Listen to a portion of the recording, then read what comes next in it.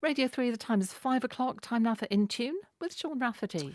Yes, very good afternoon to you. Today, well, live with us, the artist who has discovered music by Liszt that nobody else knew existed. The remarkable Leslie Howard is our resident pianist. His assiduous research and outstanding performances of Liszt are legendary and a purveyor of the rare and indeed of Busoni, who we normally associate with Bach. Leslie Howard, we put in Bach, first of all, just to make you sort of feel at home, because you might burst into Bach Busoni, but you're going in a different direction, which I suppose is what one would expect from someone with such a curious musical mind. Thank you.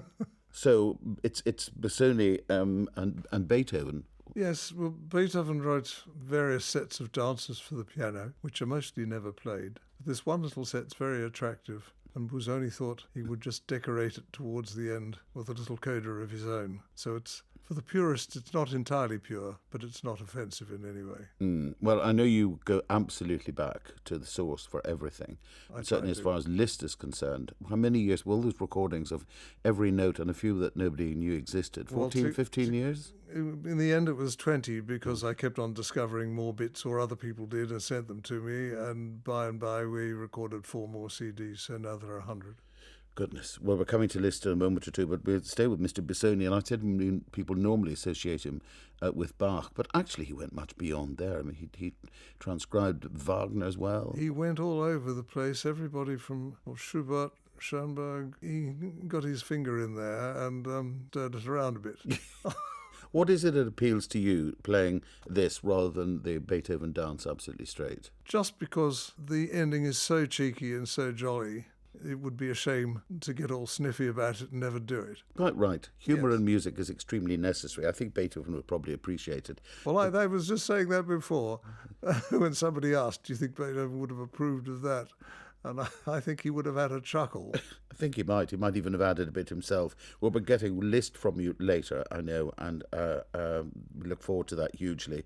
But we'll let you make your way to the keyboard, Leslie, for this little Ecossaise by Beethoven, as edited by Ferruccio Busoni.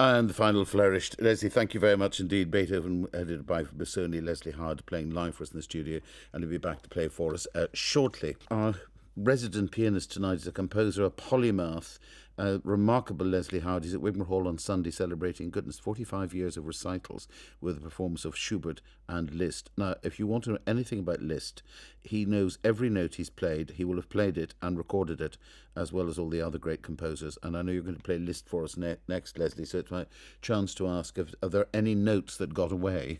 There probably are. There's some pieces that we know he wrote that he gave to several of his students that disappeared into the ether and have never been seen again. They're mostly transcriptions, but they include things that we really like to see, like Beethoven's Egmont Overture and Berlioz's Corsair. And they haven't turned up. They still may. There are things that might turn up, maybe not in my lifetime, but sooner or later, someone will look at a piece of paper and say, I think I recognize that handwriting. And then they ring you if you're here. Well, if I'm still with us, yes. I think, but they do. You are incessantly. Oh, they do already now. bombarded. If they find a piece of paper that's got his writing on it and they think it's an album leaf that I might know about, so I get a great deal of that sort of correspondence. Of his original music, do we know most of it? Have you found any sort of absolutely original pieces that we don't know about? Not recently, but over the time, years, yeah. I've dealt with several dozens of them that just needed to be unearthed. They were sitting in libraries in sketchbooks and such like. Yeah. And people had thought they were unfinished, but they turned out actually just to be written in a fairly haphazard manner as far as the paperwork went. There's a sketchbook in which there's a symphonic poem that starts on about page 30, and it gets to a certain point and there's a complete setting of the Mass. And then when you get to the other end of the setting of the Mass, you're looking at a piece of orchestral music written upside down in short score, and that turns out to be the back end of the symphonic poem, reading from the other end of the book. Are you good at crosswords and things as well? I do them every day. Okay, well, not surprised. But when you mention the Masters, we forget that actually wrote a lot of choral music, and that I know that you feel that gives you the idea of the rhythm and the spirituality of all his music. It does. It tells you all you need to know about the man. Because, all the legends about him being a flashy player in public and all of that. He didn't actually pour water on those flames when he was young because he was looking for success and looking essentially for money to keep, she wasn't his wife, but never mind. She was the mother of his 3 children.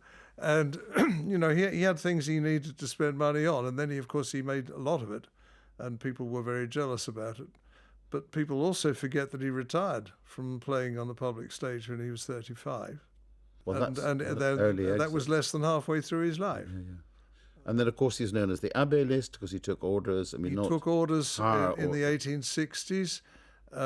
So for the last 20 years of his life, he wore Franciscan robes and wrote even more motets and other settings. There are 4 settings of the Mass and a Requiem, and large settings of psalms, some with orchestra, 50 Latin motets, all sorts of things. That was before we even get onto the secular choral music. Yeah. He was very, very busy. And you have been very, very busy bringing them back to us and playing them and recording them. What have you decided to play from the vast oeuvre for us tonight? Something that's rarely encountered. It's a piece that he wrote when he hadn't quite turned 22, but it already tells you exactly where he's going in an intimate and private sort of a way. It's one of 3 pieces that he called Apparitions, and we don't actually know quite why he gave them this title, but they are all ghostly in one way or another. In fact, one of them's a nightmare. The one I'm going to play is seriously dreamy and very romantic, but when you think that this piece first saw light in the middle of 1833, and Beethoven's only been dead for 6 years, and you think, where did this man's musical vision come from? It's really quite original, to put it mildly. The piano is yours, Leslie. Thank you very much indeed. The Apparitions, number 1 in F-sharp major by Franz Liszt, played live for us by Leslie Howard.